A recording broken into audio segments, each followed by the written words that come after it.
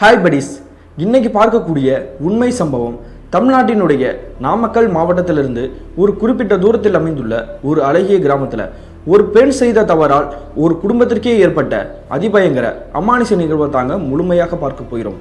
இன்னைக்கு பார்க்கக்கூடிய இந்த சம்பவமும் கொஞ்சம் கூட திகிலும் அமானுஷமும் குறையாமல் நீங்கள் அப்படியே எதிர்பார்க்கலாங்க. இது போல உங்களுடைய லைஃப்லையும் ஏதாவது திகில் நிகழ்வுகள் நடந்துருந்துச்சுன்னா இந்த இமெயிலுக்கு ஷேர் பண்ணலாங்க.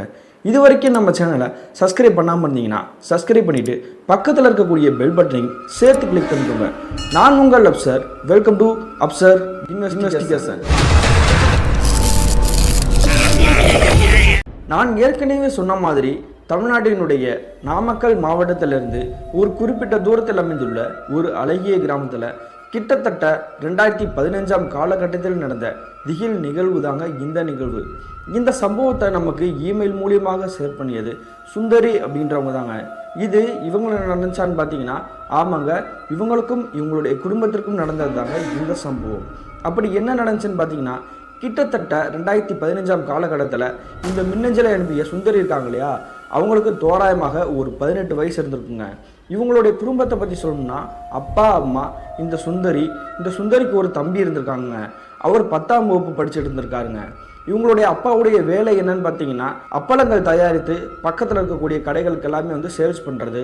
அது மட்டும் இல்லாமல் பக்கத்து ஏரியாவில் இருக்கக்கூடிய மக்கள் இருக்காங்க இல்லையா, அவங்க எல்லாருமே கேட்டாங்கன்னா அந்த அப்பளங்களை சேல்ஸ் பண்ணுறது, அந்த மாதிரி ஒரு செயலில் எல்லாமே ஈடுபட்டு இருந்திருக்காரு. இவங்களுடைய ஒரு குடும்பத்துக்கு மட்டும் இந்த அப்பள கம்பெனி வச்சிருக்காங்களான்னு பார்த்தீங்கன்னா இல்லைங்க. இவங்களுடைய குடும்பத்தினர் அடுத்தடுத்து இருப்பாங்க இல்லையா, சொந்தக்காரங்க, அவங்க எல்லாருமே இதே தொழில் தாங்க ஈடுபட்டு இருந்திருக்காங்க. அப்படி இருக்கையில தான் இந்த சுந்தரியோட வீட்டுக்கு பக்கத்திலேயே ஒரு பெண்மணி வந்திருக்காங்க. அவங்களுடைய வயதுமே தோராயமாக ஒரு 18 இருந்துக்குங்க. அவங்களுடைய பெயர் ரேவதிங்க.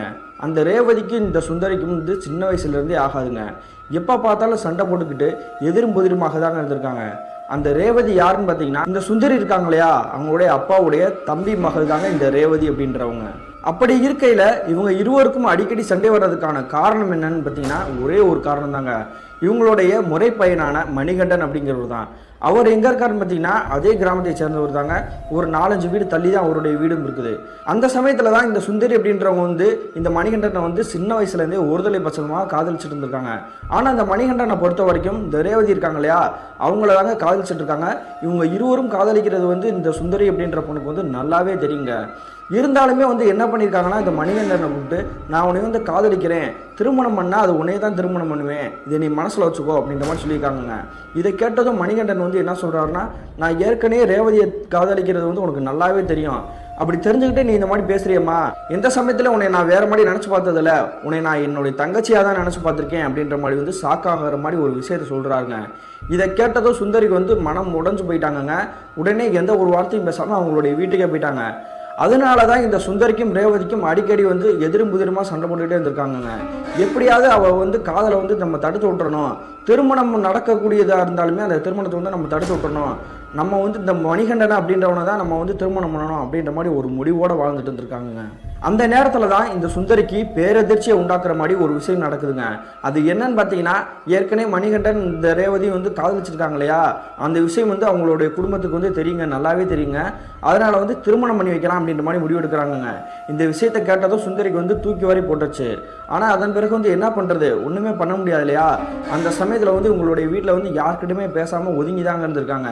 கிட்டத்தட்ட ஒரு வார காலகட்டத்திற்கு பிறகு நிச்சயதார்த்தம் வைக்கலாம் அப்படின்ற மாதிரி ஒரு முடிவு எடுக்கிறாங்க. இந்த விஷயத்தை கேட்டதும் சுந்தரி என்ன பண்றாங்கன்னா, இவங்களுடைய வீட்டுக்கு பின்னாடி கொல்லப்புறம் இருக்கும் இல்லையா, அந்த இடத்துல ஒரு கிணறு இருக்குங்க. அந்த கிணறுலேயே குதிச்சிருக்காங்க. குதிச்ச செகண்டே சுற்றி இருக்கக்கூடிய நபர்கள் எல்லாருமே இருக்க நேரத்தில் குதிச்சிருக்காங்க. இவங்க என்ன பிளான் பண்ணியிருக்காங்கன்னா, நம்ம தற்கொலை பண்ணுற மாதிரி நம்ம ட்ரை பண்ணோம் அப்படின்னா இந்த விஷயத்தை தெரிஞ்சுக்கிட்டு திருமணத்தை நிப்பாட்டிடுவாங்க, நம்மளுக்கே நம்மளுடைய மாமா பையனை கல்யாணம் பண்ணி வச்சுருவாங்க அப்படின்ற மாதிரி முடிவெடுத்துட்டாங்க. அந்த கிணத்துக்குள்ளேயே குதிச்சிருக்காங்க. ஆனால் கூடியிருக்க நபர்கள் கூட காப்பாற்றி சத்தம் போட தாங்க செய்கிறாங்க. மணிகண்டனே அந்த பொண்ணை தான் விரும்பிட்டு இருக்கான், இதுக்கு மாரி நம்ம எதுவுமே பண்ண முடியாதுமா, உனக்கேற்ற மாப்பிள்ளை உனக்கு பார்த்து உனக்கு திருமணம் பண்ணி வைக்கிறோம், நீ அமைதியாரு, எந்த ஒரு தப்பான ஒரு முடிவு எடுத்துடாத அப்படின்ற மாதிரி சத்தம் போடுறாங்க. அதன் பிறகு கிட்டத்தட்ட ஒரு வார காலகட்டத்திற்கு பிறகு இவங்க நினச்ச மாதிரி நிச்சயதார்த்தம் பண்ணலாம் அப்படின்றதுக்காக பர்ச்சேஸ் பண்ணுறதுக்காக ட்ரெஸ்ஸு எல்லாமே ஜவுளி துணிகள் எல்லாமே எடுக்கணும் இல்லையா, அதுக்காக எடுத்துகிட்டு வந்திருக்காங்கங்க. அந்த டைம் எதுன்னு பார்த்தீங்கன்னா, கிட்டத்தட்ட ஒரு நிச்சயதார்த்தத்துக்கு ஒரு 2 நாள் இருந்திருக்கும். அந்த நேரத்தில் ஒரு 2 பையில் ஜவுளி துணி எடுத்து வச்சுருக்காருங்க. ஒரு கையில் பட்டு புடவையும் இன்னொரு கையில் ஒரு சேலையும் வச்சுருக்காருங்க. அந்த சேலையை கொண்டு போய் யார்கிட்ட கொடுக்குறாருன்னு பார்த்தீங்கன்னா அந்த சுந்தரி இருக்காங்க இல்லையா, அவங்கக்கிட்ட கொண்டு போய் கொடுக்குறாருங்க. அந்த புடவையை எடுத்து வாங்கி பார்த்ததும் சூப்பராக இருக்குமாம்மா, ரொம்ப தேங்க்ஸ் அப்படின்ற மாதிரி சொல்கிறாங்க. உடனே பக்கத்தில் இருக்கக்கூடிய அவங்களோட கையில் இன்னொரு பை இருக்கு இல்லையா, அந்த பையை பிரித்து காட்டுங்க அப்படின்றாங்க. அந்த பையை பிரித்து பார்த்தோன்னே வந்து பாக்ஸ் மாதிரி போட்டிருக்குங்க. விலை உயர்ந்த பட்டு புடவை தான் எடுத்து வச்சிருக்காரு இந்த மணிகண்டன் அப்படின்றவர். அந்த பட்டு புடவையை பார்த்தோன்னே சுந்தரி முகம் வந்து அப்படி கோவத்தில் வந்து சிலுக்குதுங்க. எனக்கு மட்டும் சாதாரண புடவையாக வாங்கிட்டு வந்திருக்கா, பிளாட்பாரத்தில் எடுத்துகிட்டு வந்திருக்க, அவளுக்கு மட்டும் பட்டு புடவை எடுத்துட்டு வந்திருக்கா அப்படின்னு சொல்லிட்டு அந்த பட்டு புடவை தூக்கி இப்படி தூரத்தில் வீசியிருக்காங்க. இதை பார்த்து அடுத்த செகண்டே வந்து மணிகண்டனுக்கு வந்து கோவத்தோட உச்சத்துக்கு போயிட்டாருங்க. அவங்களுடைய கன்னத்திலே பலார்னு அரைஞ்சிடுறாரு இந்த சுந்தரியோட கன்னத்தில். எவ்வளோ தைரியம் இருந்தால் நான் ஆசைப்பட்டு வாங்கிட்டு வந்த பட்டு புடவை வந்து நீ தூக்கி வீசியிருப்ப, நான் வந்து அவளுக்காக வாங்கிட்டு வந்திருக்கேன், உனக்கு எக்ஸ்ட்ரா வாங்கிட்டு வந்ததே தப்புடி அப்படின்ற மாதிரி கோவப்பட்டு பேசிட்டு போயிடாருங்க. கிட்டத்தட்ட ஒரு அரை மணி நேரமாக மணிகண்டனுக்கு வந்து நம்ம செஞ்சது தப்பு அப்படின்ற மாதிரி உணர்ந்திருக்காருங்க. அதன் பிறகு இந்த சுந்தரி கிட்ட போயிட்டு நான் செஞ்சது தப்பு தான், என்னை மன்னிச்சுக்கோ அப்படின்ற மாதிரி வந்து பேசிட்டு அவர் வந்திருக்காருங்க அவருடைய வீட்டுக்கு. அப்படி வீட்டுக்கு வந்த மணிகண்டன் வந்து அந்த பட்டு புடவை வந்து அவங்களுடைய இந்த ரேவதி இருக்காங்க இல்லையா காதலிக்கிறவங்க, அவங்ககிட்ட வந்து கொடுக்கவே இல்லைங்க. அது என்னைக்கு கொடுக்கலாம் அப்படின்னு யோசிச்சு வச்சிருக்காரு பார்த்தீங்கன்னா, நிச்சயதார்த்தம் இருக்குது அப்படின்னா அன்னைக்கு காலையில் கொண்டு போய் கொடுக்கலாம் அப்படின்ற மாதிரி யோசிச்சு வச்சிருக்காரு. ஏற்கனவே உங்களுடைய அப்பா அம்மா வந்து அவங்களுக்கு தேவையான பட்டு புடவைகள் எல்லாமே வந்து எடுத்தாங்க வச்சுருக்காங்க.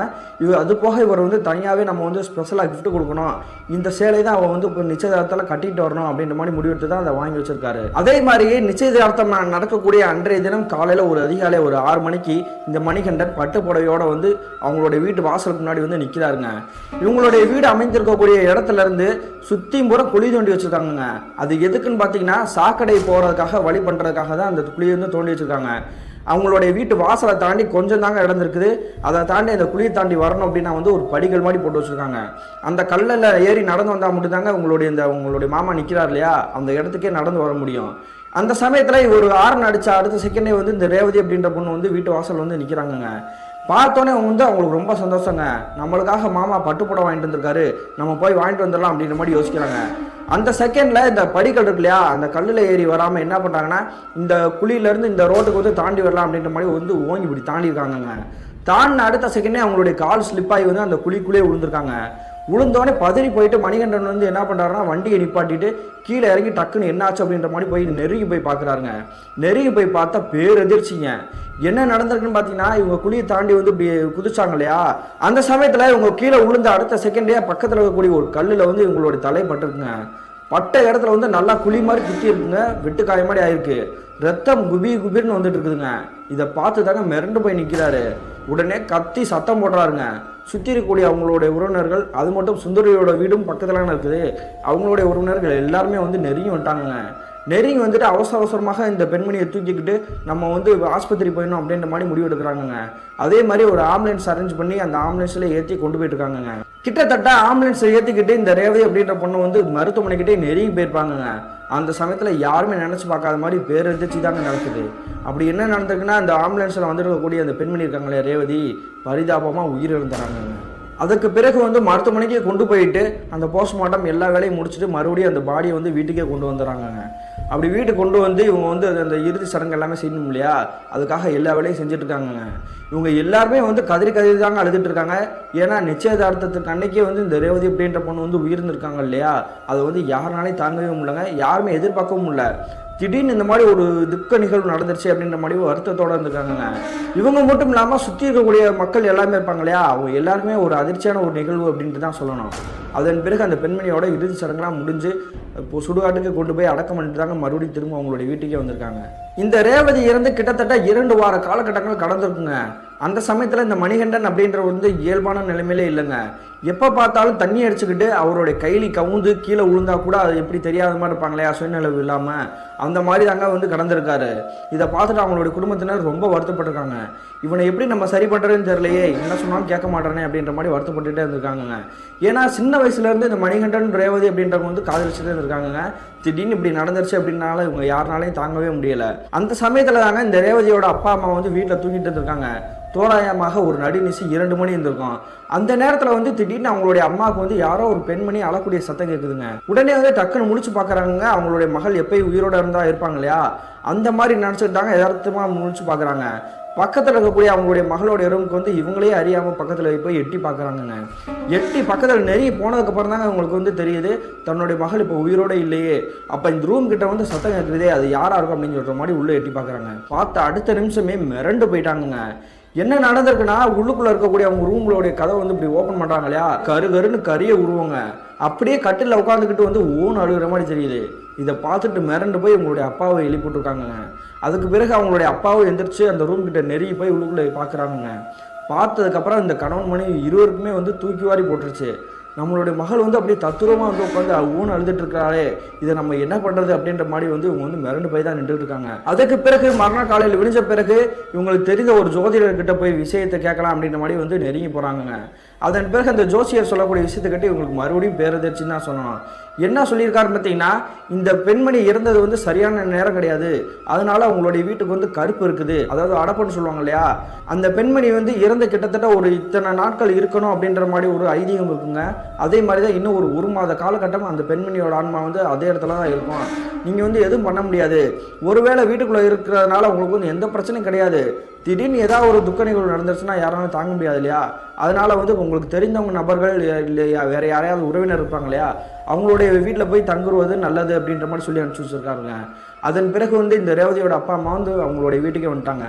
வீட்டுக்கு வந்துட்டு பக்கத்தில் இருக்கக்கூடிய அவங்களுடைய உறவினர் இருக்காங்க இல்லையா, அதாவது சுந்தரியோட குடும்பத்தினர், அவங்க கிட்ட சொல்லிக்கிட்டு இன்னும் 1 மாத காலகட்டங்கள் நாங்கள் வரமாட்டோம், அதனால் வீட்டு சாவியை நீங்களே வச்சுருங்க, நாங்கள் போயிட்டு மறுபடியும் வந்துடுறோம், 1 மாத காலகட்டத்துக்கு பிறகு வந்துடுறோம் அப்படின்ற மாதிரி சொல்லிட்டு அவங்களுடைய பக்கத்து கிராமத்துக்கே கிளம்பி போயிட்டாங்க. இந்த விஷயத்தை எல்லாமே கேட்டுட்டு இருந்த சுந்தரி வந்து இந்த ரேவதி இறந்து போயிட்டாங்க அப்படின்ற மாதிரி வருத்தப்படவே இல்லைங்க. நம்மளுடைய மாமா வந்து நமக்கே மறுபடியும் கிடச்சிருவாரு, எப்படியா நம்மளுடைய குடும்பத்திட்ட பேச சொன்னோம்னா வந்து நம்ம கட்டாயமாக வந்து அவரையும் திருமணம் பண்ணிக்கலாம் அப்படின்ற மாதிரி முடிவு எடுக்கிறாங்க. அதுக்கு பிறகு வந்து என்ன பண்ணுறாங்கன்னா, இவங்களுடைய இந்த ரேவதியோட வீட்டு சாவி வந்து இவங்ககிட்ட தான் இருக்குது, அந்த வீட்டு சாவியை திறந்து நம்ம வீட்டுக்குள்ளே போய் நம்மளுடைய மாமா வந்து ஒரு பட்டுப்புடவை கையில் கொடுத்தாங்கல்ல, அந்த பட்டுப்புடவை உள்ளே இருக்கா அதை பார்க்கலாமா அப்படின்ற மாதிரி நினைக்கிறாங்க. அன்னைக்கு விபத்தாயி வந்து அந்த பெண்மணி வந்து கீழே விழுந்துருக்காங்க. ஆனால் அந்த பட்டுப்புடவை வந்து உங்களுடைய குடும்பத்தினர் வந்து வீட்டுக்குள்ளேயே தாங்க கொண்டு போய் வச்சுருக்காங்க. அதை பார்த்துட்டு இருந்ததுனால தாங்க அந்த பட்டுப்புடவை நம்ம எப்படியாவது எடுத்துடணும் அப்படின்ற மாதிரி வச்சுருக்காங்க. இது வந்து தனியாக போகிறதுக்கு பயமாக இருக்குது அப்படின்றனால வந்து உங்களோட தம்பி இருக்காங்க இல்லையா, 10ஆம் வகுப்பு படிக்கக்கூடிய அந்த பையனை கூப்பிட்டுக்கிட்டாங்க அவங்களுடைய பக்கத்தில் இருக்கக்கூடிய ரேவதியோட வீட்டுக்கே போகிறாங்க. அப்படி போகக்கூடிய நேரம் பார்த்தீங்கன்னா தோராயமாக ஒரு 12 மணி இருந்திருக்கும். அப்படி வீட்டுக்குள்ளே நுழைஞ்ச பிறகு அவங்களோட தம்பிக்கு வந்து லைட்டாக பயமாக இருக்குதுங்க. நான் உள்ளே வரலக்கா, நீ வேணால் போயிட்டு வா, எனக்கு ரொம்ப பயமாக இருக்குது, நான் வீட்டுக்கே போகிறேன் அப்படின்ற மாதிரி சொல்லியிருக்காங்க. அதுக்கு பிறகு இவங்க வந்து வலுக்கட்டாயமாக வந்து அவங்களோட தம்பியை வந்து கூட்டிகிட்டு போயிருக்காங்க. உள்ளுக்குள்ளே போய் அந்த புடவையை மட்டும் எடுத்துகிட்டு வந்துடும்டா, வேறு எதுவும் பண்ண வேணாம்டா, நம்ம என்னடா திட்டாவா போகிறோம் அப்படின்ற மாதிரி அவர் கையை பிடிச்சிட்டு வலுக்கட்டாமல் உள்ளுக்குள்ளே போயிட்டாங்க. அப்படி உள்ளுக்குள்ளே போயிட்டு ஒவ்வொரு இடமா வந்து தேடுறாங்க. அந்த பொட்டு புடவை வந்து எங்கே இருக்கிற மாதிரி தெரியல. அதன் பிறகு பக்கத்தில் இருக்கக்கூடிய ஒரு ரூம் இருக்கு இல்லையா, அதாவது ரேவதியோட ரூமு, அந்த ரூம் கிட்டே நெருங்கி போயிட்டாங்க. அப்படி நெருங்கி போனதுக்கப்புறம் பார்க்குறாங்க அந்த கதவு வந்து நல்லா சாத்திருக்குது, பூட்டு போட்டுருப்பாங்க போலங்க. உடனே சுற்றி முற்றி தேடுறாங்க. ஒரு பூஜை ரூம் கிட்ட வந்து ஒரு சாவி இருந்திருக்குது. அந்த சாவியை வந்து எடுத்துக்கிட்டு அந்த ரூமை திறந்துட்டு உள்ளுக்குள்ளே போய் எட்டி பார்க்குறாங்க. எட்டி பார்த்தா ஒவ்வொரு இடமா தேடுறாங்க. ஒரு மூலையில் வந்து இவங்க நினச்ச மாதிரியே அந்த மணிகண்டன் கொடுத்தலையா ஒரு பட்டுப்புடவை, அந்த விலையுயர்ந்த பட்டுப்புடவை வந்து அந்த மேஜையில் தாங்க இருந்திருக்குது. உடனே அந்த பட்டுப்புடவை எடுத்துகிட்டு நம்ம கிளம்பி வரலாம் அப்படின்ற மாதிரி திருப்புறாங்க. மறுபடியும் ஒரு விஷயம் வந்து இவங்களுடைய கண்ணுக்கு தென்பட்டுருக்குது. அது என்னன்னு பார்த்தீங்கன்னா, இவங்களுடைய கை காசை போட்டு மணிகண்டனுக்காக ஒரு பிரேஸ்லைட் வாங்கி கொடுத்துருக்காங்க. கிட்ட வந்து இவங்க வந்து என்ன பண்ணியிருக்காருன்னா, இந்த ரேவதி அப்படின்ற பொண்ணுக்கு வந்து இவர் வந்து கிஃப்டாக கொடுத்துருக்காரு. நம்ம வாங்கி கொடுத்த பொருளை வந்து அவர் கையிலேயே போடவே இல்லை, அந்த பொருளை போய் இவகிட்ட கொடுத்துருக்காளே அப்படின்னு சொல்லிட்டு அந்த பொருளையும் வந்து இவங்க கைப்பற்றிக்கிட்டு அந்த பட்டு புடவையும் அந்த பொருளையும் எடுத்துக்கிட்டு இவங்க மறுபடியும் உங்களுடைய வீட்டுக்கே வந்துட்டாங்க, அந்த வீட்டை பூட்டிட்டு. இந்த நிகழ்வுக்கு பிறகுதானே இந்த சுந்தரிக்கு மட்டும் அவங்களுடைய குடும்பத்திற்கே அமானுஷ புயலை வீச ஆரம்பிச்சிச்சு. அப்படி என்ன நடந்திருக்குன்னு பார்த்தீங்கன்னா, இவங்களுடைய அந்த பட்டு புடவை மற்றும் அந்த பிரேஸ்லைட்டை கொண்டு விட்டு உங்களுடைய வீட்டுக்கு வந்தாங்க இல்லையா, அன்றைய இரவுலேருந்து உங்களுடைய குடும்பத்திற்கு வந்து ஏதோ ஒரு தப்பாக ஒரு விஷயம் பண்ணுற மாதிரியே தெரிஞ்சிருக்குதுங்க. அது எப்படி இருக்குன்னு பார்த்தீங்கன்னா, இவங்களுடைய அப்பா அம்மா வந்து தூங்கிட்டு இருக்காங்க இல்லையா, அவங்களுக்கு வந்து நடுச்சி நேரத்தில் வந்து நல்லாவே தூக்கவே இல்லைங்க. திடீர்னு முழிச்சு உட்கார்றது, யாரோ வந்து அதட்டுற மாதிரி இருக்கிறது அப்படின்ற மாதிரி தான் செயலாங்க இருந்திருக்குது.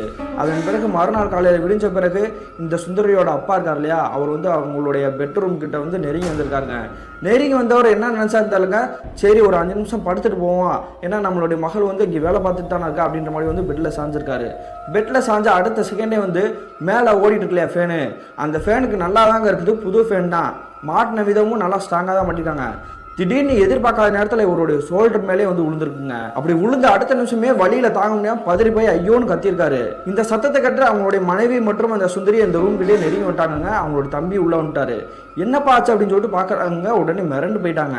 மேலே மாட்டி இந்த ஃபேன் வந்து மேலே விழுந்துச்சுடா, என்னால் வலி தாங்க முடியல அப்படின்ற மாதிரி வந்து கத்திட்டு இருக்காருங்க. அதன் பிறகு வந்து இவரை கூப்பிட்டுக்கிட்டு பக்கத்தில் இருக்கக்கூடிய மருத்துவமனைக்கு போயிட்டாங்க. அப்படி மருத்துவமனைக்கு போயிட்டு மறுபடியும் திரும்பி வந்து பார்க்குறாங்க. அந்த ஃபேன் வந்து நல்லா தானே மாட்டினோம், எப்படி திடீர்னு நம்ம மேலே வந்து விழுந்துச்சு, இது புது ஃபேன் தானே அப்படின்ற மாதிரி யோசிச்சுட்டு இருந்திருக்காங்க. சரி போனால் போகட்டும், மறுபடியும் இந்த ஃபேனை வந்து மாட்டி பார்ப்போம் அப்படின்ற மாதிரி மாட்டி பார்க்குறாங்க.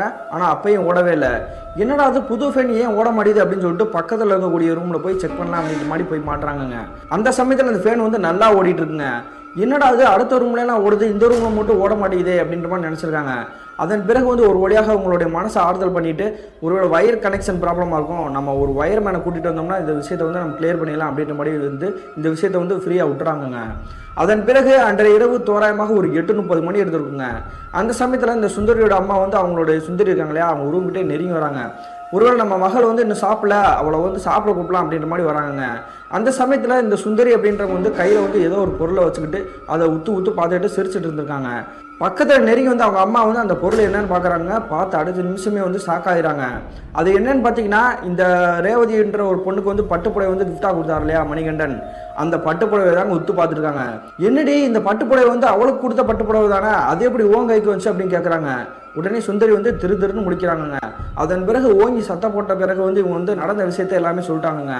வீட்டு பூட்டி இருந்துச்சுல, அந்த சாவி வந்து நான் தான் எடுத்துகிட்டு போய் அந்த வீட்டை வந்து திறந்தேன், உள்ளே போய் அந்த பட்டுப்புடவை வந்து எடுத்துகிட்டு வந்துட்டேம்மா, இந்த பட்டுப்புடவை வந்து எனக்கு வர வேண்டியது, அவங்க வந்து படிச்சுக்கிட்டா, ஆனால் அதே மாதிரி அவள் வந்து உசுரோடு இல்லை, இப்போ அந்த பட்டுப்புடவை வந்து எனக்கு தான் வரணும், அதே மாதிரி மணிகண்டன் மாமா வந்து நான் தான் திருமணம் பண்ணுவேன் அப்படின்ற மாதிரி வந்து ஓன் அழுதுருக்காங்க. இந்த விஷயத்தை கேட்டதும் இறந்து போன பெண்மணியோட பட்டுப்புடவை வந்து நீ தொடக்கூடாதுமா அப்படின்ற மாதிரி சொல்லியிருக்கணுங்க, அதுதான் வந்து சொல்ல வேண்டியது. ஆனால் இவங்களுடைய அம்மா வந்து என்ன சொல்லியிருக்காங்கன்னா, அவள் தான் போய் சேர்ந்துட்டால, இனி உனக்கு என்ன பிரச்சனை, இனிமேல் வந்து மணிகண்டன் உனக்கு தான், இந்த பட்டுப்புடவை வந்து நீ எடுத்துக்கோ அப்படின்ற மாதிரி வந்து சிரிச்சுட்டு போயிருக்காங்க. இந்த நிகழ்வு நடந்து மறுநாள் காலையில் தோராயமாக ஒரு 8 மணி இருந்திருக்குங்க. அந்த சமயத்தில் இந்த சுந்தரியோட அம்மா வந்து பாத்ரூம் போயிட்டு வெளியே வராங்க. அப்படி வெளியே வரும்பொழுது திடீர்னு வந்து ஐயோ அம்மா அப்படின்ற மாதிரி கத்தமான சத்தம் கேட்குது. உடனே அவங்களுடைய கணவர் மட்டும் இந்த சுந்தரி அவங்களுடைய தம்பி வந்து பக்கத்தில் நெருங்கி போய் பார்க்குறாங்க. நெருங்கி போய் பார்த்தா அனைவருக்குமே வந்து தூக்கி வாரி போட்டிருக்குது. என்னாச்சுன்னு பார்த்தீங்கன்னா, இவங்களுடைய அம்மா பாத்ரூம் போனாங்க இல்லையா, அப்படி தண்ணியில் வலிக்கி விழுந்து அப்படி கீழே விழுந்து கிடக்குறாங்க. என்னவாச்சு பார்த்து வந்துருக்க கூடாது அப்படின்றாங்க. கேட்ட அடுத்த நிமிஷம் அந்த பெண்மணி சொல்லக்கூடிய விஷயத்தை கேட்டு எல்லாருமே வந்து பேரெதிர்ச்சி. நான் பார்த்து தாங்க வந்து இங்கே தண்ணிலாம் கிடக்கல, திடீர்னு என்னுடைய காலை பிடிச்சி யாரும் விருட்டன் பிடிச்சி இழுத்தமாக இருக்குது அப்படின்ற மாதிரி சொல்கிறாங்க. அதுக்கு பிறகு வந்து இந்த பெண்மணி வந்து தெரியாமல் சொல்லுது, பக்கத்தில் வந்து தண்ணி கிடந்திருக்கும் அப்படின்ற மாதிரி நினச்சிக்கிட்டு அவங்க வந்து தூக்கிட்டு மருத்துவமனை போகலான்னு ட்ரை பண்ணுறாங்க. ஆனால் அவங்க வந்து ஒரு இன்ச்சு கூட நகரலை. என்னால் எந்திரிக்கவே முடியல, என்னை வந்து பக்கத்தில் இருக்கக்கூடிய கட்டில மட்டும் படுக்க போடுங்க அப்படின்ற மாதிரி வந்து படுக்க போடுறாங்க. படுக்க போட்டு கிட்டத்தட்ட ஒரு 5 நிமிஷம் கூட கடந்திருக்காதுங்க, அவங்க வந்து அப்படி படுத்த நிலைமையில வந்து இறந்தே போயிட்டாங்க. இப்படி நடந்த நிகழ்வை யாருமே எதிர்பார்த்துருக்க மாட்டாங்க. இவங்களுடைய வாழ்க்கையிலே பேரழிவு விழுந்த மாதிரி தான் இந்த ஒரு நிகழ்வு நடந்திருக்குது. அதன் பிறகு அந்த பெண்மணியோட இறுதிச் சடங்கை வந்து இவங்களுடைய உற்றார் உறவினர் எல்லாருமே கூட்டிக்கிட்டே வந்து இறுதிச் சடங்கு நடத்தி முடிக்கிறாங்க. அப்படி இறுதிச் சடங்கு நடந்து முடிந்த பிறகு வந்து இந்த சுந்தரி வந்து மனநிலை வந்து ரொம்ப வந்து சோகமாகவே இருந்திருக்காங்க. தன்னுடைய அம்மா வந்து இப்படி தவறி போயிட்டாங்களே, எப்படி நடந்துச்சு, முதல் நாள் வந்து நைட் நம்மகிட்ட நல்லா தான் பேசிட்டு போனாங்க, காலையிலே வந்து ஒரு 5 நிமிஷம் தான் நம்மக்கிட்ட வந்து பேசியிருப்பாங்க, அதுக்குள்ளே எப்படி வலிக்கு விழுந்தாங்க, இப்படி ஏன் இப்படி உயிர் போயிடுச்சு அப்படின்ற மாதிரி ஏகப்பட்ட கேள்விகள் அவங்களுடைய மனதுக்குள்ளே ஓடிக்கிட்டே இருந்திருக்குங்க. இந்த துக்க நிகழ்வு நடந்து கிட்டத்தட்ட ஒரு 3 நாள் காரியம் முடிந்த பிறகு வந்து அவங்களுடைய உற்றார்கள் வந்து ஒவ்வொருத்தவங்களா போக ஆரம்பிச்சிருவாங்க இல்லையா, 16ஆம் நாள் காரியத்துக்கு வருவோம் அப்படின்ற மாதிரி. அதனால வந்து இவங்களுடைய வீடே வெறிச்சோடி இருந்திருக்குங்க.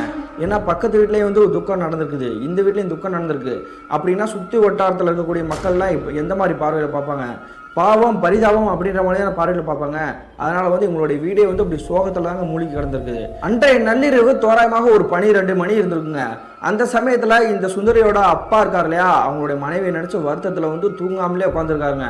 அதே மாதிரி சுந்தரியோட தம்பியுமே தூங்கவே கிடையாது, வருத்தத்தில் இருந்திருக்காரு. அந்த நேரத்தில் இவங்க உட்காந்துருக்கக்கூடிய இடத்துல வந்து ஒரே ஒரு 0 வாட்ஸ் மட்டும் தாங்க போயிட்டு போட்டிருக்காங்க. அந்த போட்டிருக்க வெளிச்சத்துல இருந்து யாரோ ஒருத்தர் வந்து நடந்து போகிற மாதிரி கொலுசு சத்தம் வந்து கேட்குதுங்க. என்ன கொலுசு சத்தம் கேட்குது, ஒருவேளை நம்மளுடைய அக்காவாக இருக்குமா அப்படின்னு சொல்கிற மாதிரி அவங்களும் பார்க்குறாங்க. அதே மாதிரி அவங்களுடைய அப்பா இருக்கார் இல்லையா, நம்மளுடைய மகள் தான் நடந்து போகிறாங்க அப்படின்ற மாதிரி பார்க்குறாங்க.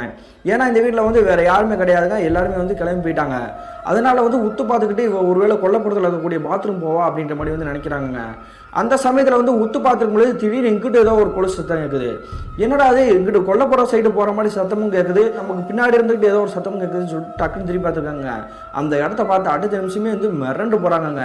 என்ன நடந்திருக்குன்னா, இவங்க உட்காந்துருக்கக்கூடிய இடத்த தாண்டி ஒரு பெண்மணி வந்து நடந்து போகிற மாதிரி தெரியுது இல்லையா, கொலுசு போட்டு. இங்கிட்டு பின்னாடி பார்த்தா அவங்களுடைய மகள் இருக்காங்க இல்லையா, சுந்தரி, ஒரு இடத்துல வந்து நின்றுட்டு இருக்காங்கங்க. அப்போ நம்மளை தாண்டி போனது யார் அப்படின்னு சொல்லிட்டு டக்குன்னு அவங்களுடைய அப்பா வந்து அவங்களுடைய தம்பியை கூப்பிட்டுக்கிட்டு அந்த கொல்லைப்புறத்துக்கிட்டே அப்படி நெருங்கி போகிறாருங்க.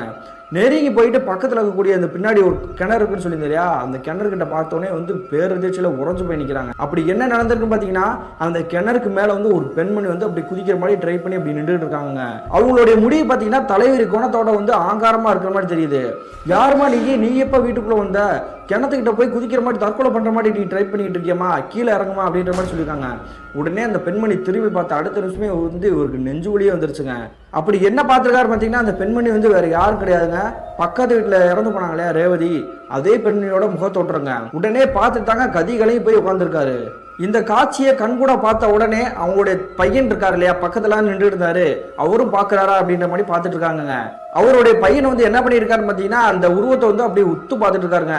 அவருடைய கண்கள் வந்து வெள்ளை அடிச்ச மாதிரி அப்படி பளிச்சுன்னு இருந்திருக்குது. இதை பார்த்தது மிரண்டு போயிட்டாருங்க. ஏற்கனவே ஒரு ஆன்மா வந்து குதிக்கிற மாதிரி நின்றுட்டு இருக்குது, நம்மளுடைய பையனுமே வந்து ஒரு விகாரமாக நின்று இருக்கானே அப்படின்றோடனே வந்து ஏன்னு சத்தம் போட்டிருக்காருங்க. சத்தம் போட்ட அடுத்த நிமிஷமே அங்கே நிற்கக்கூடிய அந்த ஆன்மா வந்து கிணத்துலேயே டம்முன்னு குதிக்கிற மாதிரி தெரியுது. பின்னாடி திரும்பி பார்த்துருக்காருங்க, அவங்களுடைய பையன் வந்து யதார்த்தமாக மாறி இருக்கான்.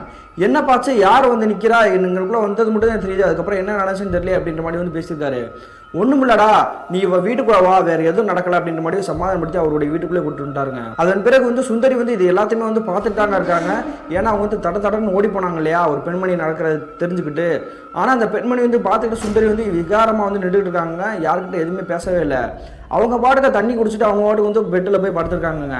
அதன் பிறகு மறுநாள் காலையிலேயே வந்து இந்த சுந்தரியோட அப்பா வந்து ஒரு முடிவு எடுக்கிறாருங்க. இதுக்கு பிறகு வந்து நம்ம பொறுமையாக இருக்கக்கூடாது, நம்மளுடைய மகளுக்கும் இந்த மணிகண்டனுக்கும் வந்து திருமணத்தை நடத்தி வச்சிடணும், அதுக்கு பிறகு என்ன நடக்குதுன்னு பார்த்துக்குவோம் அப்படின்ற மாதிரி முடிவெடுக்கிறாருங்க. அதே மாதிரி அவங்க இந்த மணிகண்டனுடைய குடும்பத்துக்கு போய் பேசுகிறாரு. இந்த மணிகண்டன் வந்து என்னுடைய மகளுக்கு வந்து முறப்பையன் தானே, திருமணம் பண்ணி வைங்க, ஏற்கனவே அவன் வந்து தண்ணி அடிச்சுட்டு ஒரு மாதிரி வீதியில் வந்து சுற்றிட்டு தெரியுறான், என்னுடைய மகளுமே வந்து என்னுடைய மனைவி இறந்ததை நினைச்சு வருத்தப்பட்டு இருக்கா, இருவருக்கும் திருமணம் பண்ணி வச்சிட்டா இவங்களுடைய இருவருடைய வாழ்க்கையுமே வந்து நல்லா இருக்கும் அப்படின்ற மாதிரி வந்து பேசி முடிவெடுக்கிறாருங்க. அதன் பிறகு வந்து மணிகண்டனோட அப்பா அம்மா இருக்காங்க இல்லையா, அவங்களுமே ஒரு கட்டத்தை வந்து சம்மதிக்கிறாங்க. ஏன்னா இருவருக்குமே வந்து சொந்த முறை தான், அதனால வந்து எந்த மறுப்புமே தெரிவிக்கலைங்க. இந்த விஷயத்தை கட்டதும் மணிகண்டன் ஒத்துக்கவே இல்லைங்க. என்னால் முடியாது, என் மனசில் வந்து ரேவதி தான் இருக்கா, அவளை நினச்ச மனசில் வந்து வேறு யாருமே நினைக்க மாட்டேன் அப்படின்ற மாதிரி ஆங்காரமாக கத்தியிருக்காங்க. அதன் பிறகு அவங்களுடைய குடும்பத்தினர் ஒரு கட்டத்தில் வந்து இவரை வந்து கன்வின்ஸ் பண்ணி ஒத்துக்க வச்சுருக்காங்க. அதே மாதிரி கிட்டத்தட்ட ஒரு வார காலகட்டத்திலே நம்ம வந்து சிம்பிளாக ஒரு கோயிலே போய் கல்யாணம் பண்ணி வைக்கலாம் அப்படின்ற மாதிரி பேசி முடிவெடுக்கிறாங்க. இந்த விஷயத்தை கேட்டதுக்கப்புறம் சுந்தரி வந்து ரொம்ப சந்தோஷப்படுவாங்கன்னு பார்த்தீங்கன்னா வந்து சந்தோஷமே படவே இல்லைங்க. சாதாரணமாக ஓ அப்படியா அப்படின்ற மாதிரி கேட்டிருக்காங்க. அதன் பிறகு வந்து இந்த இருவருக்குமே வந்து திருமணம் பண்ணி வைக்கலாம் அப்படின்றதுக்காக கோயிலுக்கே கூட்டிகிட்டு போயிட்டாங்க. கோயிலுக்கு கூட்டிகிட்டு போன பிறகு வந்து அவங்க இந்த சுந்தரி அப்படின்றவங்க வந்து இயல்பான நிலைமைக்கு மாறி இருக்காங்க. என்னாச்சு, என்னுடைய மாமா வந்து என்னோட திருமணத்துக்கு ஒத்துக்கிட்டானா அப்படின்ற மாதிரி கேட்டிருக்காங்க. நீ பேசாமல் ரெடி, உனக்கு எதுவும் தெரியாது, நீ வந்து முதல்ல அமைதியாரு அப்படின்ற மாதிரி சமாளித்து அந்த திருமணமும் நடந்து முடிஞ்சதுங்க. அப்படி திருமணம் நடந்து முடிஞ்சு இவங்களுடைய வீட்டுக்கே கூட்டிகிட்டு வந்துட்டாங்க இந்த சுந்தரி அப்படின்ற பொண்ணை வந்து. அதாவது இவங்களுடைய வீடு கூட்டிகிட்டு வரலங்க, இந்த மணிகண்டன் இருக்கார் இல்லையா, அவருடைய வீட்டுக்கு தான் கூட்டிகிட்டு போயிருக்காங்க. இந்த திருமணம் நடந்த அன்றைய இரவு முதலிரவுக்காக எல்லா வேலையும் இழுத்து போட்டு பார்த்துருக்காங்க. அந்த சமயத்தில் பால் செம்மை வாங்கிக்கிட்டு இந்த சுந்தரின்ற பொண்ணு வந்து மணிகண்டனுடைய ரூம்க்கே நெருங்கி போயிட்டாங்க. அப்படி நெருங்கி போனவங்க வந்து மணிகண்டன் வந்து பக்கத்தில் நெருங்கி வருவாரான்னு பார்க்குறாங்க. ஆனால் மணிகண்டன் நெருங்கி வரவே இல்லை. நான் வந்து உங்ககிட்ட நெருங்கி வரவே மாட்டேன், நீ வந்து இப்படி என்னை திருமணம் பண்ணிட்டு அப்படின்றதுக்காக வந்து என்கிட்ட அட்டாச் ஆகி பேசணும்னு நீ நினைக்காத அப்படின்ற மாதிரி நினைக்கிறாங்க. அதே மாதிரி இந்த சுந்தரி அப்படின்ற பொண்ணு வந்து நானும் உங்ககிட்ட வந்து பேசவே நினைக்காத, உன்னை வந்து எனக்கு பிடிக்கல அப்படின்ற மாதிரி அந்த பால்சம் வந்து இப்படி ஓங்கி வீசியிருக்காங்க. இதை பார்த்தத மணிகண்டனுக்கு வந்து கோபமே வந்துருச்சு. உடனே சுந்தரியோட கண்ணை சேர்த்து பலர் அணைஞ்சிடறாங்க. விருப்பமே இல்லாமல் அப்புறம் எதுக்கடி என்னை வந்து கல்யாணம் பண்ணி இப்படி உசுரம் வாங்கிட்டு இருக்கா அப்படின்ற மாதிரி வந்து அந்த இடத்துல வந்து சண்டை வந்துட்டு இருக்குது. அதன் பிறகு வந்து இந்த சுந்தரி அப்படின்ற பொண்ணு வந்து கீழே போய் படுக்க ஆரம்பிச்சிட்டாங்க. இதன் பிறகு திருமணம் நடந்து கிட்டத்தட்ட 2 வார காலகட்டங்களாகவே வந்து உங்களுடைய வீட்டில் சண்டை நடந்துட்டு தாங்க இருந்திருக்குது. அதே மாதிரி உங்களுடைய மாமனார் மாமியார் இருக்காங்க இல்லையா, அவங்க சொல்லக்கூடிய எந்த ஒரு வேலையுமே வந்து இந்த சுந்தரி அப்படின்ற பொண்ணு வந்து செய்யறதே இல்லை. ஏன்டா அவளை கல்யாணம் பண்ணி வச்சோம், நம்மளுடைய பையனோட வாழ்க்கையை நம்மளே சீரழிச்சிட்டோமே அப்படின்ற மாதிரி வந்து யோசிச்சுட்டே இருந்திருக்காங்க. அது மட்டும் இல்லாமல் இந்த மணிகண்டனும் இந்த சுந்தரியை வந்து பேசிக்கிறதே கிடையாதுங்க. அதன் பிறகு இந்த சுந்தரியோட அப்பாவும் அவங்களுடைய தம்பியை வந்து வீட்டுக்கு வந்து பார்க்க வந்திருக்காங்க. பார்க்க வந்த பிறகு அவங்க வந்து ஏகப்பட்ட குற்றச்சாட்டுகள் அடிக்கிட்டே போயிருக்காங்க. உங்களுடைய மகள் வந்து தெரியாதனமாக கல்யாணம் பண்ணி வச்சிட்டோம், சொல்கிற எதுவுமே செய்ய மாட்டா, மணிகண்டன் கிட்டேயே வந்து பேசவே மாட்டா, எதுக்குமே மதிக்க மாட்டா அப்படின்ற மாதிரி வந்து சொல்லிக்கிட்டே இருந்திருக்காங்க. இதை தெரிஞ்சுக்கிட்டு வந்து இவருடைய சுந்தரியோட அப்பாவுக்கு வந்து நல்லாவே தெரியுங்க, அவங்களுடைய உடம்புல வந்து ஏதோ ஒரு ஆன்மா இருக்குது, பயமுறுத்தி இருக்குது அப்படின்ற மாதிரி வந்து நல்லா தெரியும். இதுக்கப்புறமும் நடந்த விஷயத்த நம்ம சொல்லாமல் இருக்கக்கூடாது, அதனால நம்மளோட சம்மதிக்கிட்ட எல்லாத்தையும் சொல்லி ஆகணும் அப்படின்ற மாதிரி முடிவெடுத்து இந்த மணிகண்டனுடைய அப்பா அம்மா இருக்காங்க இல்லையா, அவங்க கிட்ட நடந்த எல்லா விஷயத்தையுமே சொல்றாங்க. அன்றைய இரவு வந்து அந்த பெண்மணி வந்து கொலுசு போட்டுக்கிட்டு நடந்து போனது, அது ரேவதியோட முகத்தோற்றத்தோட அந்த கிணத்துக்குள்ள குதிச்சது, அதன் பிறகு வந்து உங்களுடைய மனைவி வந்து வலிக்கு விழுந்து செத்து போனது, இது எல்லாமே வந்து ஒரு ஆன்மா செய்யக்கூடிய வேலையா இருக்கும். அதனால தான் என்னுடைய மகளுமே வந்து ஏதோ ஒரு ஆன்மா பொசஸ் பண்ண மாதிரி இருக்கிறா, யார் சொல்றதையும் கேட்க மாட்டா, அவள் விருப்பப்பட்டு மணிகண்டன் வேணும் வேணும் அப்படின்ட்டு எங்ககிட்ட அடம் முடிச்சு கிணத்துல குதிச்சா. ஆனால் இப்போ என்னன்னா திருமணம் பண்ணிட்டு பேசவே பேசாமல் இருக்கா அப்படின்றா, வந்து இது ஏதோ ஒரு பாதிப்புனால தான் அப்படி நடக்குதுன்னு நான் நினைக்கிறேன் அப்படின்ற மாதிரி சொல்கிறாங்க. உடனே இதை கேட்டுட்டு தாங்க இவங்க எல்லாருக்குமே புரியுது. ஏன்னா சுந்தரின்ற பொண்ணு வந்து இவங்க எல்லாருக்கிட்டையும் வந்து நல்லா பாசமாக பேசக்கூடிய பொண்ணு, ஆனால் திடீர்னு இந்த மாதிரி வந்து விலகி போய் நடக்கிறாளே, நம்ம சொல்கிற எதுவுமே கேட்க மாட்டாளே அப்படின்ற மாதிரி வந்து இவங்களுக்கே வந்து ஒரு விஷயம் வந்து புரிய தட்ட ஆரம்பிச்சிருக்கு. அதன் பிறகு நம்மளுடைய மகக்கிட்ட நம்மளே பேசலாம் அப்படின்ற மாதிரி சுந்தரியோட அப்பா வந்து அவங்க ரூம் கிட்ட நெருங்கி போகிறாருங்க. அந்த சமயத்தில் இந்த மணிகண்டனுடைய அப்பா அம்மாவுமே பக்கத்தில் நெருங்கி போகிறாங்க. அந்த சமயத்தில் அவங்க பக்கத்தில் இருக்கக்கூடிய கிச்சனில் தாங்க வந்துட்டு அருவமனையில் ஏதோ ஒன்று அறுத்துட்டு இருக்காங்க. உடனே இவங்க எல்லாருமே வந்து பக்கத்தில் போய் எட்டி பார்க்குறாங்க. அது வந்து அன்றைய பொழுது வந்து இவங்க வந்து கறி வாங்கியிருப்பாங்க, உங்களை ஈரலில் தாங்க அறுத்துட்டு இருக்காங்க. அறுத்துட்டு இருக்கும்பொழுது அவங்களுடைய முகத்தோட்டத்தை பார்த்துட்டு இவங்களுடைய வாழ்க்கையிலே கற்பனை பண்ண முடியாத காட்சி வந்து கண்ணு முன்னாடி தெரியுங்க. அப்படி என்ன நடந்திருக்குன்னு பார்த்தீங்கன்னா, இந்த பெண்மணி சுந்தரி வந்து அருமனையில் வந்து இந்த ஈரலை பூரா அறுத்துட்டு இருக்காங்க இல்லையா, அவங்களுடைய முகத்தோற்றம் வேறு மாதிரி தெரிஞ்சிருக்குது. உத்து பார்த்துருக்காங்கங்க. பார்த்தா அந்த ரேவதின்ற பொண்ணு இறந்து போனாங்க இல்லையா, அந்த பெண்மணியோட முகத்தோற்றமே அப்படியே வந்து அச்சசலாக தெரிஞ்சுக்குது. உடனே அவங்க சத்தம் போடுறதை பார்த்து டக்குன்னு திரும்பினோடனே வந்து அவங்களுடைய உடம்புல இருந்து ஒரு ஆன்மா வந்து இப்படி ஆங்காரமாக வந்து எந்திரிச்சா, கருப்புருவம் எந்திரிச்சா அப்படி இருக்கும், அந்த மாதிரி எந்திரிச்சிருக்குங்க. இதை பார்த்துட்டு கதி கலங்கி போயிட்டாங்கங்க. அதன் பிறகு அந்த ரூமை தாண்டி இப்படி உங்களுடைய இடத்துக்கு வந்து ஹாலுக்கே வெளியே வந்துட்டாங்கங்க. இந்த காட்சியை பார்த்த பிறகு இந்த குடும்பத்தினர் வந்து ஒரு முடிவு எடுக்கிறாங்க. இந்த அவங்களுடைய மருமகள் இருக்காங்க இல்லையா, அவங்களை கூட்டிட்டு கோயிலுக்கு கூட்டிட்டு போய் மந்திரிச்சு வரணும், இல்லைன்னா அவங்களுடைய உடம்புல இருக்கக்கூடிய ஆன்மா வந்து இவங்களை வந்து ஏதாவது ஒன்று பண்ணிடும், பொண்ணே போட்டுரும் அப்படின்ற மாதிரி தெரிய வந்துருச்சு. அதனால வந்து கோயிலுக்கு போவோம் அப்படின்ற மாதிரி வலுக்கட்டாயமாக கூப்பிட்றாங்க. ஆனால் அந்த சுந்தரின்ற பொண்ணு வந்து இந்த இடத்த தாண்டி என்னால் ஒரு இன்ச்சு கூட நகர முடியாது, நான் வரவே மாட்டேன், உங்களால் முடிஞ்சதை பார்த்துக்கோங்கடா அப்படின்ற மாதிரி ஆங்காரமாக வந்து கத்த ஆரம்பிச்சிட்டாங்க. அதன் பிறகு வந்து இவங்க என்ன பண்ணாங்கன்னா, அவங்களுடைய பையன் இருக்கார் இல்லையா மணிகண்டன், அவருக்கே ஃபோன் அடித்து வீட்டுக்கு வர சொல்லிட்டாங்க. அப்படி வீட்டுக்கு வந்தது பிறகு மணிகண்டன்கிட்ட வந்து பேச ஆரம்பிக்கிறாங்க. உன்னுடைய மனைவியோட உடம்புல வந்து ரேவதியோட ஆன்மா இருக்குடா, நாங்கள் என்ன பண்ணுறேன்னே தெரியல அப்படின்ற மாதிரி சொல்கிறாங்க. இதை கேட்டது மணிகண்டன் வந்து சாக்காவாரான்னு பார்த்தா, அவர் என்ன பண்ணுறாருன்னா சந்தோஷத்தோடு அவங்க மனைவி இருக்காங்க இல்லையா அந்த ரூம்க்கே நெருங்கி போகிறாருங்க. அப்படி நெருங்கி போன பிறகு வந்து இவங்களுடைய குடும்பத்தினர் எல்லாருமே ஃபாலோ பண்ணி தாங்க போகிறாங்க. அப்படி போன பிறகு மணிகண்டன் பண்ணக்கூடிய விஷயத்தை பார்த்து இவங்க எல்லாருமே திகச்சு போயிட்டாங்க. அப்படி என்ன பண்ணியிருக்காங்கன்னு பார்த்தீங்கன்னா, அவங்களுடைய மனைவி வந்து சுந்தரி இருக்காங்க இல்லையா, அவங்களுடைய உடம்புல வந்து ரேவதியோட ஆன்மா இருக்குது. அவங்களுடைய காதலி நேரடியாக வந்து பக்கத்தில் இருக்கிற மாதிரி நினச்சிக்கிட்டு அவங்க வந்து கட்டி பிடிச்சிட்டு, நீ திரும்பவும் வந்துட்டியா, எனக்கு ரொம்ப சந்தோஷமா அப்படின்ற மாதிரி தேம்பி அழுதுருக்காருங்க. அதுக்கு பிறகு உங்களுடைய உடம்புல வந்து அந்த ஆன்மா இருக்கிறது வந்து யாராலையும் தடுக்க முடியாது, நான் தடுக்க விட மாட்டேன் அப்படின்ற மாதிரி வந்து எதிராக வந்து பேச ஆரம்பிச்சாருங்க அந்த மணிகண்டன் அப்படின்றவர். உங்களோட குடும்பத்தினருக்கு வந்து ஒன்றுமே புரியல, இவனே இந்த மாதிரி பேசுகிறானே, அவங்களுடைய உடம்புல அந்த ஆன்மா இருந்துச்சுன்னா அவங்களோட உடம்பே வந்து உடம்பு முடியாமல் போயிருமே அப்படின்ற மாதிரி வந்து ரொம்ப வருத்தப்பட்டிருக்காங்க. ஆனால் அந்த மணிகண்டனை தாண்டி இவங்க எந்த ஒரு செயலுமே செய்ய முடியாது அப்படின்றனால பயத்தோட நடுக்கத்தோட இருந்திருக்காங்க. இந்த நிகழ்வு நடந்து கிட்டத்தட்ட ஒரு 2 வார காலகட்டங்களாகவே வந்து உங்களுடைய வீட்டோட குடும்பத்தினர் அனைவருமே வந்து அச்சத்தில் தாங்க வாழ்ந்துட்டு இருக்காங்க. அதே மாதிரி இந்த சுந்தரின்ற பொண்ணு வந்து கொஞ்சம் தடாத்திரியமாக இருக்கக்கூடிய ஒரு பொண்ணு தாங்க. ஆனால் அவங்களுடைய உடம்பு வந்து வீக்காகி எலும்பு தோலுமாக வந்து மெலிஞ்சிட்டே போயிருந்துருக்காங்க. இதுக்கப்புறம் இந்த மணிகண்டனை தாண்டி நம்ம எதுவுமே பண்ண முடியாதுன்றது தெரிஞ்சுக்கிட்டு இவங்க என்ன பண்ணுறாங்கன்னா, ஒரு மாந்திரிவாதியை நம்ம வீட்டுக்கே கூட்டிகிட்டுலாம் அப்படின்ற மாதிரி முடிவெடுக்கிறாங்க. அன்றைய தினம் வந்து இந்த மணிகண்டன் அப்படின்றவர் வந்து வேலைக்கு போயிட்டாருங்க. வேலைக்கு போனார்னா எப்பயுமே வந்து இரவு நேரம் தான் வருவார். ஆனால் அதுக்குள்ளே நம்ம வந்து அந்த ஆன்மாவை வந்து விரட்டிட்டோம் அப்படின்னா வந்து எந்த பிரச்சனையும் இருக்காது அப்படின்ற மாதிரி முடிவெடுக்கிறாங்க. அன்றைய பொழுது வந்து அந்த மாந்திரிவாதியை கூட்டிகிட்டு வந்து கிட்டத்தட்ட ஒரு அரை மணி நேரம் தொடர்ந்து ரிச்சுவல் ஸ்டடி பண்ணிட்டு இருக்காங்க, பூஜை பண்ண ஆரம்பிச்சிட்டாங்க. அப்படி பூஜை பண்ணிட்டு இருக்கும்பொழுது இந்த மணிகண்டன் எங்கேருந்து வந்தார், எப்போ வந்தாருன்னே தெரிலங்க. வீட்டு வாசலுக்கு முன்னாடி வண்டியை வந்து டமால்னு இப்படி கீழே போட்டுட்டு உள்ளே வந்து தடன்னு ஓடி வர்றாருங்க. ஓடி வந்ததை பார்த்தோன்னு இவங்க எல்லாருமே வந்து மிரண்டு போயிட்டாங்க. உனக்கு எப்பறம் தெரியும், நீ எப்பறம் வந்தேன்னு கேட்டதுக்கு வந்து எந்த ஒரு பதிலுமே சொல்லுங்க. இந்த பூஜையை நான் நடக்க விட மாட்டேன் அப்படின்ற மாதிரி தடுக்கிறேன் அப்படின்ற மாதிரி வந்து ட்ரை பண்ணிட்டு இருக்காருங்க. அந்த செகண்டே இந்த மாந்திரிவாதி வந்து என்ன பண்ணாருன்னு தெரிலங்க, இவர் வந்து உத்து பார்க்குறாருங்க. உத்து பார்த்தோன்னா இந்த மணிகண்டன் வந்து அப்படி சமானங்கால் போட்டு அப்படியே உட்காந்துட்டாருங்க. அதன் பிறகு தொடர்ந்து பூஜை பண்ண பிறகு அவங்களோட இந்த சுந்தரின்ற பொண்ணோடைய உடம்புல தான் அந்த ஆன்மா இருக்குது. அந்த சுந்தரி வந்து ஒரு கட்டத்தில் வந்து ஒரு போட்டிருக்க வட்டத்துக்குள்ள வந்து உட்காந்துட்டாங்க. அதுக்கு பிறகு தாங்க இந்த சுந்தரியோட உடம்புல இருக்கக்கூடிய ரேவதி ஆன்மா வந்து பேசவே ஆரம்பிக்குது. நான் ஆசையாக என்னுடைய மணிகண்டன் மாமா வந்து காதலிச்சேன், திருமணம் நடக்க போதுன்னு சந்தோஷமாக இருக்கிற நேரத்தில் தான் திடீர்னு வந்து என்னுடைய மரணம் வந்துருச்சு. அதன் பிறகு என்னுடைய ஆன்மா வந்து எந்த இடத்துக்கும் போக முடியாமல் அந்த வீட்டுக்குள்ளேயே சுற்றிட்டு இருந்துச்சு. எவ்வளோ தைரியம் இருந்தால் இந்த சுந்தரி அப்படின்ற வந்து என்னுடைய பட்டுப்புடவை என்னுடைய மாமா வந்து வாங்கி கொடுத்த பட்டுப்புடவை வந்து எடுத்துருப்பா. அதனால தான் இவ்வளோ ஃபாலோ பண்ணி வந்தேன். இந்த பட்டுப்புடவை திருடிட்டு போன வந்து எவ்வளோ பெரிய தப்புன்றது உங்கள் எல்லாருக்குமே தெரியும். ஆனால் இந்த சுந்தரியோட அம்மா வந்து அதுக்கு சப்போர்ட் பண்ணா. அதனால தான் அவளையுமே நான் போட்டு தள்ளினேன்.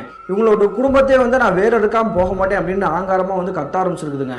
அதன் பிறகு அந்த மாந்திரியவாதி வந்து ஒரு கட்டத்தில் வந்து அந்த ஆன்மாவை வந்து ஒரு அடக்கி அவர்களுடைய கட்டுப்பாட்டுக்குள்ளே கொண்டு வந்திருக்காருங்க. நீ செய்கிறது ரொம்ப தப்புமா, என்ன இருந்தாலும் இவன் வந்து உன்னுடைய தங்கச்சி முறை தானே வேறும், அதனால வந்து விட்டு கொடுத்துரு, இவங்களுடைய வாழ்க்கையாவது இனிமேல் நல்லா இருக்கட்டும். உன்னுடைய மணிகண்டன் மாமாவே பாரு எப்படி ரொம்ப வருத்தத்தில் ஒரு மாதிரி ஓஞ்சு போயிருக்காரு. இவளுடைய உடம்புல நீ இன்னும் இருந்துகிட்டே இருந்தேன்னா அவளுடைய உடம்பு தாங்காதுமா, ரொம்ப உடம்பு முடியாமல் வந்து இறந்தே போயிடுவா. இது எல்லாமே நீ வந்து கண் கூட வேடிக்கை பார்க்கணும்னு நினைக்கிறியா? உன்னுடைய மாமா வந்து அந்த பொண்ணு வந்து திருமணம் பண்ணிச்சு, அதனால இருவருடைய வாழ்க்கை நல்லா இருக்கட்டும் அப்படின்னு வாழ்த்திட்டு நீ போமா அப்படின்ற மாதிரி அந்த மாந்திரிவாதி பேச ஆரம்பிச்சிருக்காருங்க. சில மணி நேரங்களுக்கு பிறகு இந்த சுந்தரியோட உடம்புல இருக்கக்கூடிய ரேவதியோட ஆன்மா வந்து ஒரு கட்டத்தில் வந்து அடங்கி வந்துருச்சுங்க. நான் செஞ்சது தப்பு தான், இனிமேல் யாருமே தொந்தரவு பண்ண மாட்டேன். எனக்காக வாங்கி கொடுத்த அந்த பட்டுப்புடவை என்னுடைய வீட்டுக்கிட்டே அந்த ரூம் இருக்கு இல்லையா, அவங்களுடைய ரூமு, அந்த ரூம்குள்ளே வைக்க சொல்லியிருக்கேன். அதே மாதிரி பிரேஸ்லெட் ஒன்று அவள் எடுத்துகிட்டு போயிருந்தான், அந்த பிரேஸ்லெட்டையுமே என்னோட இடத்துலையும் வந்து வைக்க சொல்லியிருங்க. அதுக்கு பிறகு யாருமே தொந்தரவு பண்ண மாட்டேன் அப்படின்ற மாதிரி பேசிட்டு டிசப்பியர் ஆயிருக்குங்க. அதுக்கு பிறகு மணிகண்டன் வந்து சம்மன்கால் போட்டு உட்காந்து இருந்தார் இல்லையா, அவர் வந்து சாதாரணமாக வந்து மாறுவாரான்னு பார்த்தா அவர் மறுபடியும் வந்து ஆங்காரமாக கத்த ஆரம்பிச்சிட்டாருங்க. என்னடாச்சு இப்போ தானே எல்லாத்தையும் சரி பண்ணாரு, மறுபடியும் இந்த மாதிரி வந்து ஒரு ஆங்காரமாக பேயாடுற மாதிரி கத்திட்டு இருக்காரு அப்படின்ற மாதிரி மறுபடியும் போய் பார்த்துட்டு இருக்காரு. அந்த சமயத்தில் அந்த மாந்திரியவாதி என்ன சொல்றாருன்னா, அந்த பொண்ணோட ஆன்மா வந்து இன்னும் போகல, இப்ப மணிகண்டனுடைய உடம்புல தான் இருக்குது அப்படின்ற மாதிரி சொல்றாருங்க. இதை கேட்டு கூடிய நபர்கள் எல்லாருமே வந்து மிரண்டு போய் பார்க்குறாங்க. அது எப்படி அந்த ஆன்மா வந்து போகிறேன்னு சொல்லிச்சுல, மறுபடியும் எப்படி இவருடைய உடம்புல வந்துச்சு அப்படின்ற மாதிரி வந்து பார்த்துட்டு இருக்காங்க. அதன் பிறகு அந்த மாந்திரியவாதி வந்து ஒரு சில பூஜைகள் பண்ணி மறுபடியும் அந்த ஆன்மா கிட்ட பேச ஆரம்பிக்கிறாங்க. நீ தான் போறேன்னு சொல்லிட்டல, அப்புறம் ஏன் போக மறுபடியும் இருக்கிற அப்படின்னு சொன்னேன். அந்த ஆன்மா வந்து என்ன சொல்லுதுன்னா, நான் வந்து அவளுடைய உடம்பு விட்டு தான் போறேன்னு சொன்னேன், என்னுடைய மாமாவுடைய உடம்பு விட்டு நான் போறேன்னு சொல்லலையே அப்படின்ற மாதிரி விகாரமாக சிரிச்சிருக்குதுங்க. அதுக்கு பிறகு அந்த மாந்திரிவாதி மறுபடியும் தொடர்ந்து பூஜை பண்ண பிறகு அந்த ஆன்மாவை வந்து கட்டுக்குள்ளே கொண்டு வந்துட்டாருங்க. இனிமே யாருக்கும் தொந்தரவு கொடுக்க மாட்டேன், யாரோட உடம்புல இருக்க மாட்டேன் அப்படின்ற மாதிரி சத்தியவாக்கு கொடுத்தா மட்டும் தான் உன்னை நான் விடுவேன், இல்லைனா விடவே மாட்டேன் அப்படின்னு சொன்ன பிறகு அந்த ஆன்மா வந்து சத்தியவாக்கு கொடுத்துட்டு இனிமேல் யாரையும் தொந்தரவு பண்ண மாட்டேன் அப்படின்ற மாதிரி போயிடுச்சுங்க. இந்த நிகழ்வுக்கு பிறகு அந்த மாந்திரியவாதி உங்களுடைய குடும்பத்தினரை பார்த்து என்ன சொல்றாருன்னா, அந்த ஆன்மாவால் உங்களுடைய குடும்பத்துக்கு எந்த ஒரு பிரச்சனையுமே கிடையாது, ஆனால் கணவன் மனைவி வந்து மனசு வந்து ஒத்து போனால் மட்டும் தான் அவங்களுடைய இல்ல வாழ்க்கை வந்து சந்தோஷமா இருக்கும், அதனால இருவருடைய மனசை வந்து ஒத்துப்போக வச்சு அவங்களுடைய வாழ்க்கை வந்து சந்தோஷப்படுத்துங்க அப்படின்ற மாதிரி அவர் அறிவுரை சொல்லிட்டு அந்த மாந்திரிவாதி இவங்களுடைய வீட்டை தாண்டி கிளம்பி போயிட்டாங்க. அதன் பிறகு அந்த மணிகண்டனையும் அந்த சுந்தரின்ற பொண்ணை வந்து எவ்வளோ சமாதானப்படுத்திருக்காங்க. போனது போட்டோம், இனிமேல் வந்து நீங்கள் சந்தோஷமாக வாழுங்க அப்படின்ற மாதிரி சொல்லியிருக்காங்க. கிட்டத்தட்ட ஒரு வார காலகட்டம் வந்து இந்த மணிகண்டன் அப்படின்றவர் வந்து அந்த சுந்தரின்ற பொண்ணை வந்து வெறுத்து ஒதுக்கி தாங்க இருந்திருக்காரு. அவர் திருமணத்துக்கு ஒத்துக்கிட்டதே வந்து ஒரு வேணும்னே ஒத்துக்கலைங்க, அந்த ஆன்மா பொசஸ் பண்ணி தான் வந்து ஒத்துக்க வச்சிருக்குது. திருமணம் பண்ணிட்டு அவங்களுடைய உடம்புலே இருந்துட்டு அந்த ஆன்மா வந்து கணவன் மணியாக வாழலாம் அப்படின்ற மாதிரி தாங்க ஆசைப்பட்டிருக்குது. அது நடக்காம போனதால தான் அந்த ஆன்மா வந்து டிசப்பியர் ஆகி இப்போ போயிருக்குது. அதன் பிறகு கிட்டத்தட்ட ஒரு மாத காலகட்டத்துக்கு பிறகு இந்த சுந்தரியோட அந்த மணிகண்டனுக்கு வந்து ஒரு கட்டத்தில் புரிய வந்திருக்குங்க. அதுக்கு பிறகு உங்களுடைய வாழ்க்கை வந்து நல்லா தாங்க போயிட்டு இருந்திருக்குது. கிட்டத்தட்ட 2015 காலகட்டத்தில் எனக்கும் என்னுடைய குடும்பத்துக்கும் நடந்திருக்கு சார். இந்த சம்பவத்தை வந்து நான் உங்களுக்கு மின்னஞ்சலாக ஷேர் பண்ணியிருக்கேன் அப்படின்ற மாதிரி சொல்லி முடிச்சிருக்காங்க. இந்த மணிகண்டன்றவர் வந்து என்னை வந்து ஏற்றுக்கிட்டாரு, இப்போ என்னை வந்து சந்தோஷமாக தான் வச்சிருக்கிறாரு அப்படின்ற மாதிரி இந்த மின்னஞ்சலை சொல்லி முடிச்சிருக்காங்க. இந்த மின்னஞ்சலை அனுப்பிய சுந்தரிக்கு ஒரு நன்றி சொல்லிக்கிறாங்க. மீண்டும் இது போன்ற தரமான திரளான சுவாரஸ்யமான நிகழ்வுடன் உங்களை சந்திக்கும் வரை நான் உங்கள் அப்சர்.